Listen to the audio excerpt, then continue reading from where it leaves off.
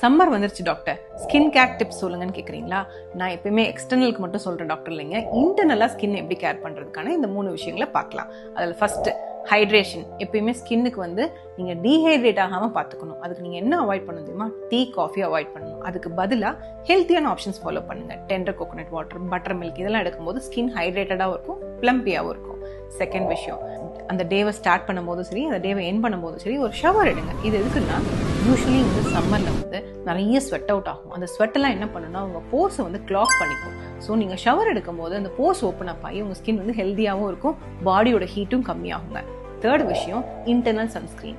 தினமும் நம்ம sunscreen apply பண்ணிகிட்டே இருக்க முடியுமானா டைமும் இருக்காது, மறந்துடுவோம். அதுக்கு இன்டர்னல் சன்ஸ்கிரீனாக நீங்கள் வந்து ஆன்டி ஆக்சிடென்ட்ஸ் நிறைய எடுங்க, வைட்டமின் சி ரிச் ஃபுட்ஸ் நிறைய எடுத்துக்கோங்க. அதில் அஸ் அ டாக்டர் நான் என்ன ப்ரிஸ்கிரைப் பண்ணுவேன்னா, பெர்ரிஸ், குறிப்பாக பெரிய நெல்லிக்காய், இது எப்பயுமே ஹேண்ட்பேக்கில் வச்சுருக்கேன். தினமும் ஒரு பெரிய நெல்லிக்காய் எடுக்கும்போது உங்களுக்கு டெய்லி டோஸ் ஆஃப் வைட்டமின் சியும் கிடைக்கும், உங்களுக்கு இம்யூனிட்டியும் ஸ்ட்ராங் ஆகும்.